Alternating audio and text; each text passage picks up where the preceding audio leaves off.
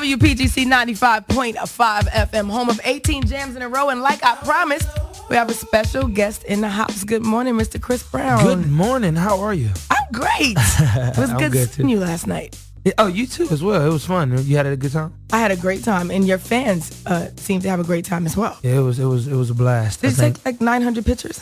Yeah, I was in there for a while. Yeah, we did the meet and greet for maybe like 2 hours before we actually started. So you've been going around different cities doing meet and greets and just getting real personal with your fans. Yeah, we did LA first, then it was Atlanta, then it was DC, and now I think today actually I have to go to New York. So you're leaving here and getting on the plane? Yeah, we moved. Mind you just got in an hour ago. yeah. From going to stadium, I heard. Yeah, we was out, we was partying. We rock stars, so we gotta keep it up. We're rock stars. Okay. You've been watching too much Charlie Sheen. Now, okay, let's talk, Chris. I have been dying to interview you. I'll be honest about that. And I think I told Tina that a while ago. Like, I really want to talk to this young man. Yeah. And over the last few years, there's been a lot of negative views surrounding your name. Mm-hmm. How do you get past that and motivate yourself to keep going?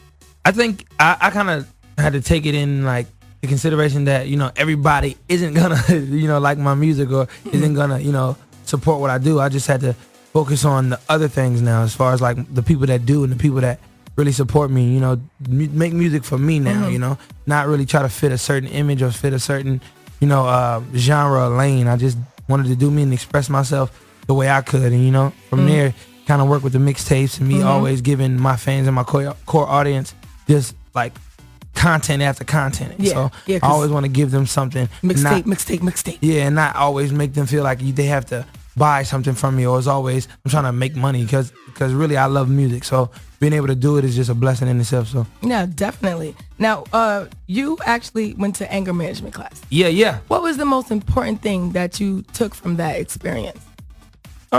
Basically you have to learn how to let stuff be, like sometimes you even in arguments or even in whatever the case may be, like sometimes we always want to get the last word, or you always want to feel like you've accomplished the argument, like I won the argument or whatever.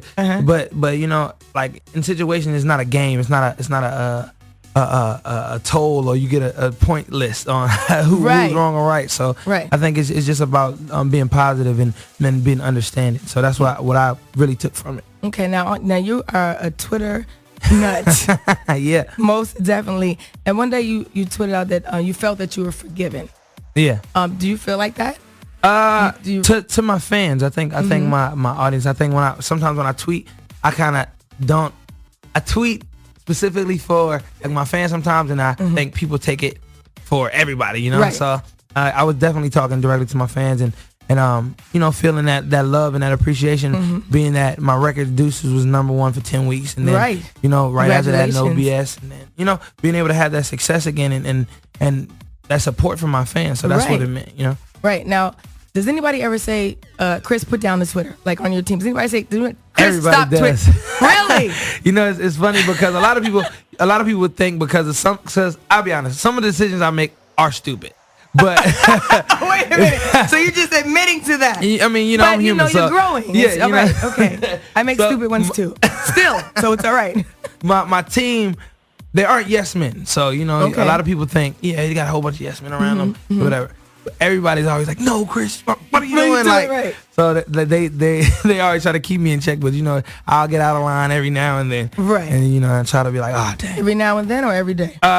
Every other day. And I say every other day. Oh my goodness, you are off the hook. Okay, now you actually spoke of being blackballed in this business. Yeah. Do you really believe that you were blackballed? I think I was, in a sense. I think with the music in itself, a lot of people were focused on the actual situation, which was serious, and it was definitely one of those things that you really have to look at. Like, wow, is this something we want to continue to support it? Do we want to play the music? Do we want to do this? And I understood that, and I totally understood it. But being young, only 19, 20, and kind of having everything one day and then everybody turning your back, you really don't understand it. You hear it a lot, but you don't understand it until it really actually happens to you. So me, I was like, man, I just don't know what to do at this point. So I just only did what I could, go in the studio and work. So from there, just go in the studio, in the dance studio. How many hours you dance a day? It depends. I'm always dancing, so I'm moving. I'm always hyper. So if I'm in the mall, anywhere, I'm always dancing. You just bust out not dance like right the in front full of Radio routine, Shack not like sweat. Like I might just do a move or just play around or just come up with a dance move. Like it's like nervous jitters. Like you know how you. I completely, I completely know. Now, how do you feel as a man knowing that some people will never accept you again because of what happened? How does that make you feel, or do you care? No, I'm like F it, like not to say it like that, but I can't continue to sit there moping and looking like, yo, can y'all support me? If you don't support me, cool, keep it pushing. The people that do, I'm here. Right. Well, I commend you for completing your anger management classes. Yeah, I appreciate it. Thank you. And doing your community service. You could have just not did it and said, I'm going to jail. Forget y'all. Yeah, I'm good. You know what I mean? I'm good. Yeah. Now, what is the biggest difference between Chris Brown then, a few years ago, let's say 3 years ago, and Chris Brown today? I think I'm more honest. I really, I mean, at the end of the day, I'm more like, I'm just raw, like it's me. So it's not gonna be nothing sugar-coated. It's not a gimmick. Although my hair is blonde, it's nothing behind it. It's just me expressing myself. So I just think when you meet me, when you hear me, whatever I do with musically, anything, it's not gonna be for like the industry. It's just for me. I'm doing me. So I'm not like, when it comes to award shows, when it comes to all this, like I'm not a fan of just sitting in the crowd and just mingling with the peers because it's fake. That's all fictitious. Like being on the red carpet, I'm cool. If I need to perform, I'm on the stage, I'm killing it. But this from you definitely kill the stage. So I have to learn a dance move before you leave. I'll teach you something. I got you. Thank you so much. Now, what's the biggest misconception out there about Chris Brown right now? Some people think that you're just I think people just think don't care. And I think they think that is a little bit of arrogance with it. I think also they probably think I whine a lot. Really? Which I probably do. I do sometimes. You're a big baby. I whine on Twitter like man, why is this? Or sometimes I think about I'm about to tweet this. Well, if they gonna do this, why I can't do it? Like so it's Twitter. Sometimes it's me. I gotta control it sometimes. Your publicist must want to put you in a headlock all the time. It's like, what are you doing? Like exactly. I get called. It's funny though. It's cool. I would put you in a headlock if I were your publicist without you would be in a headlock every day. You just would. Now, we're going to talk about the album when we come back. Chris Brown's in the house. And we're also going to talk about pictures. And he's not going to hang up on me. And he's not going to walk out. Because this is Chris Brown. It's free. You're listening to The Big Tigger Show. And you want to say good morning to Big Tigger? I'm sure he's listening. Tig? He's recovering from sleep apnea surgery. Yeah. He's really sad he can't be here today. Because, he's he's happy. He's laying down right now. Like, I'm good. I get the rest. I don't even got to get up. He's one of your biggest supporters. That's big bro right there, man. Shouts out to Tigger. All right, WPGC. We'll be back with more. Chris, if you have some questions for Chris, won't you tweet us at The Big Tigger Show, or you can call us at 1-877-955-5267. WPGC 95.5, DC's home of at least 18 jams in a row. Good morning. That was Chris Brown right there with No BS, and he's in the studio with us today. Yeah. He's a trooper, y'all, because he just got in an hour ago, and he's here. Yeah, we partying, man. So I have a question for you. Not sleep at all. Not sleep at all while he's lying on the table. I have a question for you. Yeah. Pictures. Yes. You love pictures? Love pictures. Are you just like you just like to take a lot of pictures? Oh, I mean, I like to receive the pictures. Do you? I don't know about taking them anymore. Well, right. So you're done with taking pictures. Yeah, I'm kind of cool. So was that picture leaked by you or someone? No, it wasn't me. Honestly, okay. People kind of and that kind of. I was like, what? Like, right. I wouldn't want people to see my junk. Like, right. Like, I at least do it after the album so it don't look like a gimmick. Like, if so I think I kind of put my judgment into the wrong person. Well, I want you to know that Toy Girl 30 just tweeted that she wants to say hi and that she's not mad at all. She put capital about Chris's photos. Great. Just so you. I appreciate you. Thank you. I've gained one more supporter. Thank you. Thank you. Yeah, maybe the pictures, did a little bit of good. I hope. I mean, it could be worse. They could be like, oh my God. Right. What is that? So what's the craziest, picture like that a woman has sent to you? I've got. What's the craziest? I've got some crazy pictures sent. Really? Do you keep them? Of course. So what's the craziest one? Or maybe grab your phone. Nah, you grab it, you're gonna be like, what? Oh my goodness. Nah, I'm playing. Actually, what can you do when you send in those kind of pictures? Right. I think it's all about what the women kind of do. It's only crazy if she looks good. I mean, great. Oh, okay, all right. We're gonna go to the phones right now. There's some of your people on the phone. They want to talk to Chris Brown and ask some questions. Cool. All right, hello, PGC. Okay. Right.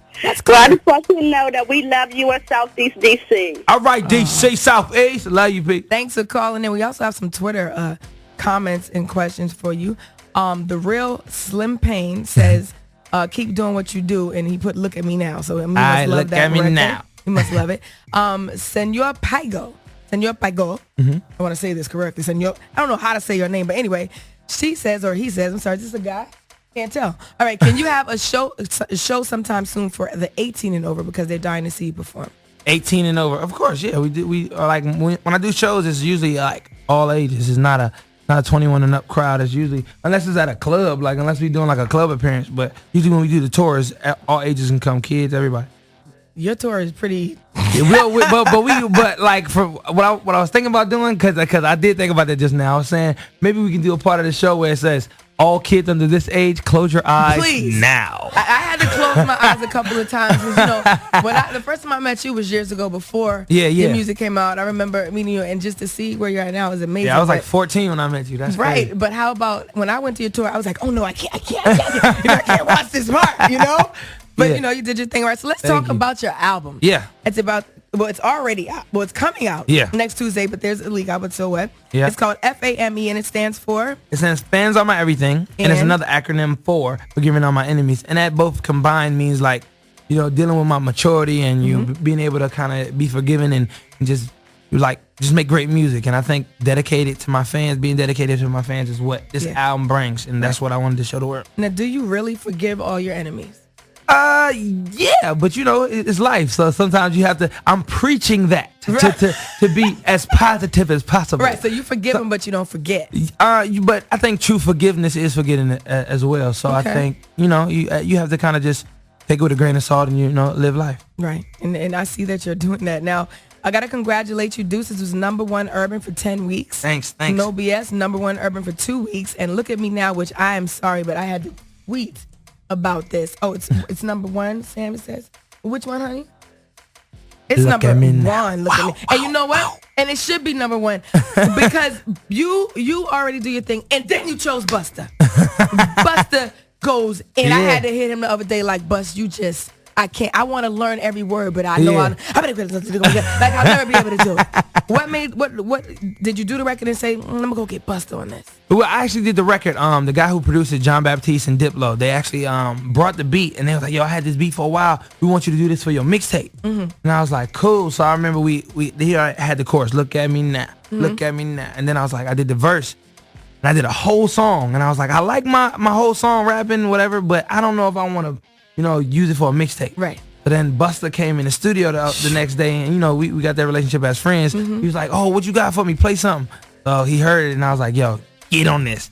I said, but you got to do the old Busta, like put your hands where my eyes can see type Busta. He ate it up. And he was like, he took all right, it back I'm to gonna go scenario on you. He really did. He went in. I think he showed all like the young rappers, like, you know, that they can't be sleeping on these the rappers. They still got it. You sure can. You know. Now, speaking of rapping, are you gonna be rapping on this album?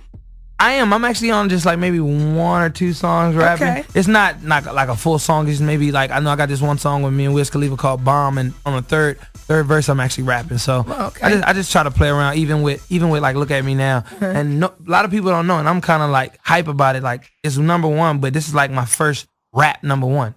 It's not a song I'm singing on. If you listen to the song, there's no singing on the record except for that one part. When I listened to something today, I was like, Chris, like he's rapping. Yeah, like the only part on it, the ladies love me. But that's the only thing. So, like Bone Thugs and Harmony rapping, but you're rapping. All right, when we come back, we're going to talk more about Chris Brown. Yo, that's how you doing.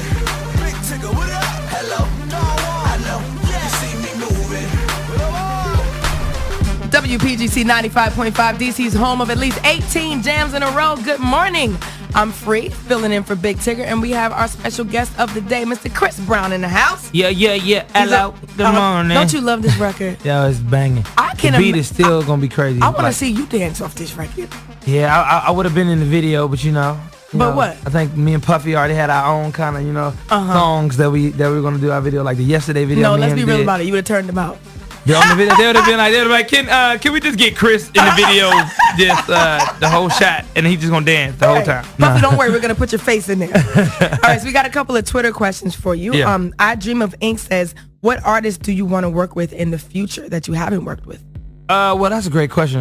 With my album, I usually do my album based off like relationship, you know, the camaraderie I have with the artist or whoever it is. So me and Wayne have always built that relationship. We like homeboys. So as far as like first album, second album, all my albums he's been on. Right. So we always work together, you know. Right. From Busta, you know, him being like a big bro looking out for me, you know. Right. So all the people that I work with usually are the people that are initially in my circle or just always from a day-to-day a call like, what's up, you know. I really don't mess with a lot of people in the industry. You don't just do a record and say, let me call this person that you don't know. You have to have a relationship. Yeah, you know, and I think it makes it easier because, you know, when people want to do records with me, I don't turn them down. It's just that I like to build a relationship first because I'm not fake, and I don't like being able to like at the end of the day when I'm done my success and done all this, I want to be able to have relationships with people when I don't have this music and I'm not you know focused on trying to sell records or whatever the case may be. So do you spend a lot of time weeding people out of your life sometimes? That was easy after the situation. Really? So, yeah, easy to go ahead and eliminate it. Who I because you saw what you needed to see. They show their true colors quick. Sometimes things happen for a reason. Yeah, God is great. Yeah, yes, he is. Now speaking of, Guy was just talking about shoes on the when he did the news. Yeah. And Sam, who's here, she's a Jobs representative. She runs around with Chris and yells at him. Always has the sneakers though. Always got the fly sneakers and those fly bags. Always. So she said, no, free. Homegirl over here got the fly bags. Tina. Yeah, So I'm Tina like, has Tina, the bags. Where's the bags? And then I'm like, then Tina shows me bag, cute. But then I like, she has to have a closet full of them. Yeah. So you said that sometimes you'll get one of those in. Yeah, I need them for gifts. So like, you know, like when I don't want to, cause she might have like the limit. She got like the limited edition ones, and she don't never wear them. Like she got like at least 30, 40 bags in there. Right. I'm like, well, I know this girl want this. She ain't gonna know I can just put it in the Louis bag. You know that, cause I keep, you know, you can keep the little cloth that come with. You put it in the bag, and then just wrap it up and be like, nah, you know, babe, the bag, you know, at the store was kind of wrinkled. It was raining outside, you know. They got a little. So all I got was the cloth bag, and you got the bag inside. So. Yeah. So you think that re-gifting is okay? Yeah. You know, I think if it's thoughtful. Okay, the reason why I bring that up is because Angelique, getting there, Mike Baby, Big Tigger gave Angelique, who's the producer of the show, 3 very limited edition hats that she loves. Yeah. And Angelique can't find them, and he hasn't seen her in them, so he keeps saying that she re-gifted them. And he's like, if she doesn't come in with them in the next couple of weeks, he's gonna be really upset. Angelique, did you let's just clear it up, Angelique. Chris is being open and real here. We're all being open and real. Did you re-gift the hats? I did not re-gift the hats. You just can't find them. I cannot find the hats. Tigger told me to stay on you about the hats. I'm sorry. I think she's telling the truth. You think you do? I think so. Oh, so now you can read, you know body language now. So now he's a body language expert. I can't right now. I can't. All right. So we got a lot more to talk about with Chris, but right now we're gonna take it to a record called She Ain't You. Yeah, She Ain't You. This is my next single after Look At Me Now. It's like SWV feeling, you know, Human Nature, Michael Jackson. I actually wanted to kind of pay homage to Michael Jackson because, of course, I did the tribute on BET Awards, but being able to kind of have that inspiration from him is great, you know, and do these records, so it's great. Okay, I have to say this now that you brought up your tribute to Michael Jackson. There was a moment in that tribute where you went over towards where his picture was on the wall, and it was like you were bowing to him. Yeah. And then you came back over to the side, and I promise you, I was in my house, I was watching, I was like, Chris is killing this. And you did this step, and I'm going to stand up because I have to.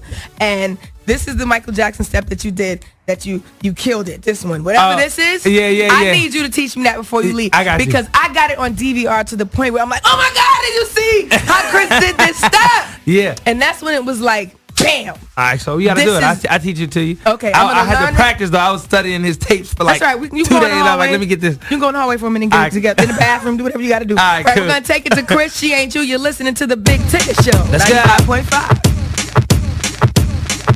Forget you. That was the Chris Brown version of the CeeLo. Speaking of CeeLo, I got to tell you this. CeeLo is absolutely crazy. CeeLo made a statement the other day. He said, I sleep with at least 2 women a night. I definitely have more sex than the average man doing that. Do you agree or disagree with that? That's more than the average man? 2 girls a night? 2 girls a night or more. Yeah, that's way more than the average man because, you know, usually guys, you know, it's a process with us. Like we gotta make sure we got a haircut. We gotta make sure we fresh. It's a preparation time to get to that, you know. So 2 women a night, get it like that. I mean, that's the gang. If it's a 2 of the same women a night, then that ain't, you know. But if it's 2 different women a night, all right, thanks for letting us. You're doing a lot. Thanks for letting us know how this works, Chris. Like you're really teaching us something here. I got to. All right, now you have a song on your CD called "Wet the Bed" featuring Ludacris, who is also I love him as his consistency, his flow. Yeah. What is this song about? Wet the bed, and who came up with this? Was it you or Ludacris? Yeah, well, you know, I have like 2 different sides of Chris Brown. You have the good one that can make the pop music, then you have the super explicit one that likes to write a little bit more. Right. What's going on in my head sometimes? So it's your art. Yeah, my art. So with this record, it was like Big D had brought me this beat, and I was like, man, it's crazy.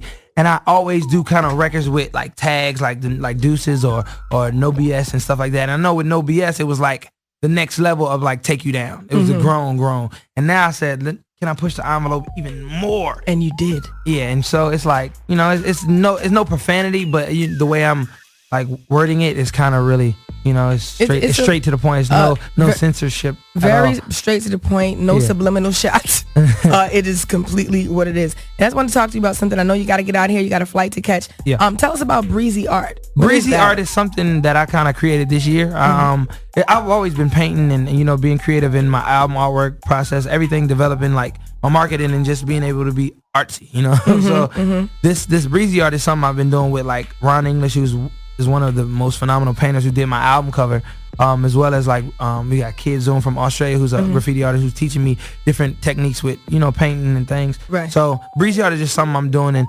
hopefully I can donate some of my paintings and to some of my charities and raise money for something that really shows that it's just a hobby. Like it's fun that I'm doing paintings and do something great, you know. Nice. So that's what relaxes you. You go and paint. Yeah, it's cool when I'm not dancing, when I'm not playing basketball. It's like, okay, I can paint and take my mind somewhere else. So you can draw. Yeah. Why don't you draw me something? I draw you something. I got you. Something, I'm surprised I won't drawing already. Here we go. Usually you need pens, pencils, markers. You gonna give it all to them. Yes, sir. Well, I want to thank you for coming through, everybody. The CD is in stores next week. F.A.M.E. Yes. Make sure y'all go copy it. And I appreciate all the support, man.